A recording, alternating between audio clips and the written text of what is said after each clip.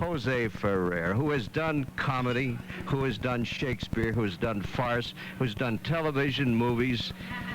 What do you do with all that money, Jose? Well, I'm a real heavyweight around the middle, you know. I eat a lot. No, you are. You really look trim. I remember when you did Iago. You were perhaps the best Iago and Othello that ever existed on the American stage, and I bet you're within 5 pounds of that. Probably. I work at it, yeah.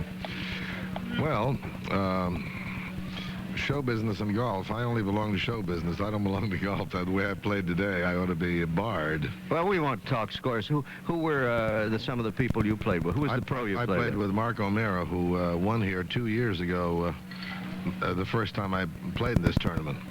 And I wasn't coming this year because I've been so darn busy and I'm a little tired, but at the last minute I decided that I just owed it to the kids and to Foster and to my friends there in Louisville, which number a great many, to come, and I'm sure glad I did. When you were here last year, Mr. Ferrer, you were shooting a movie in Lexington, and you told me last night that you fall in love with the Bluegrass area of Kentucky. Boy, I tell you, I just think about Lexington every day of my life, and I wish I could get a chance to go back there and spend another month or 6 weeks. I've never enjoyed a place so much. The beauty of the countryside and the wonderful warmth and kindness and gentleness of the people. My wife and I just really, Lexington will be part of our memories forever, and we hope to get back as frequently as we can in the future.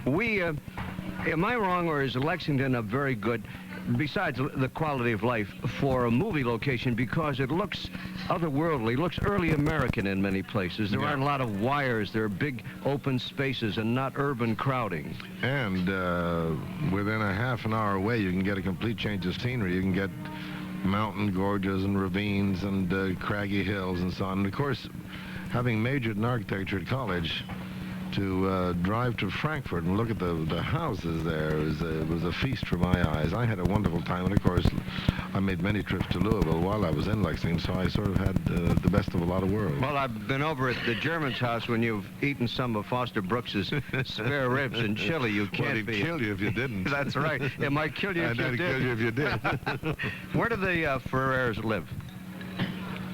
We are now residents of the state of Florida because I am the artistic advisor of the very famous Coconut Grove Playhouse. I took over that job in January, and it's been very, very, very exciting. I offered or agreed to work for them only on the condition they paid me $1 a year, and so they gave me my dollar frame, so I couldn't even spend it. But, so it's a labor of love. It's a labor of love and deep love, and in order to subsidize that labor of love, I chase around, do a lot of television and films. Now, you did that wonderful Woody Allen movie, which was a modern-day version of what, A Midsummer Night's Dream. Night's Dream, yeah. Very beautiful and very lyrical. A different kind of motion picture. And this year I've been very, very busy, Milton. I did Blood Feud, which was on the air just a couple of weeks ago, the story of the rivalry between Hoffa and Bob Kennedy. Oh, yes. And I did a Mel Brooks film called To Be or Not to Be, and I did a Charles Bronson picture called The Evil That Men Do. And Wednesday, I'm going to California. It's the day after tomorrow, and I'll be doing a movie of the week there, and then in late June, I'll go to Mexico City for a couple of months and do a science fiction picture called Dune, D-U-N-E, which is the first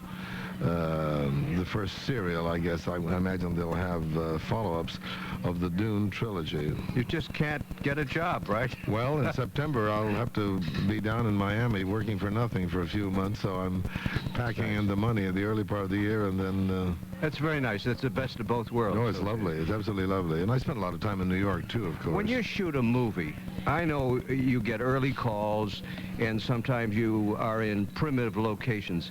When you shoot a movie, when is it the most fun besides getting a good script and a good part for Jose Ferrer? Is it the city? Is it the location? For instance, if you were in a beautiful mountain region or in Paris, so that when you weren't working, you could enjoy your surroundings? That has a lot to do with it. We worked in Puerto Vallarta recently with Charlie Bronson, and we worked at John Huston's beach home there, and that was quite wonderful. And John came in the last couple of days, and I had a chance to visit with him.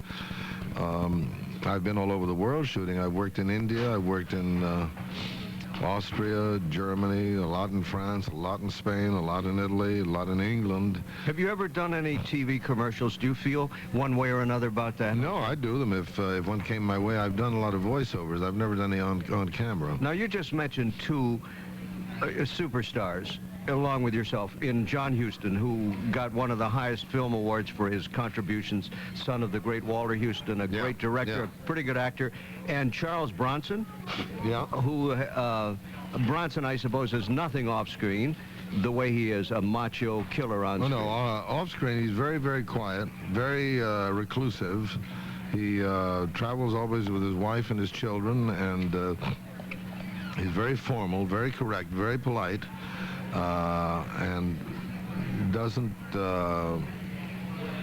he's not rude, but he keeps to himself a great deal. Well, now, does he in person give off the powerful vibes that he does on the screen? I mean, is he a powerful-looking man? Oh, well, he's physically very powerful. He's quiet and polite and warm, and we worked together 30 years ago in Sadie Thompson when he was a young actor, but he works out every day for an hour or two, and I think he did some boxing when he was a young fellow. He's a husky guy, and he stays in very, very good shape. Are you good friends with Bob Hope, for instance? Oh, yeah. You run into him? Yeah.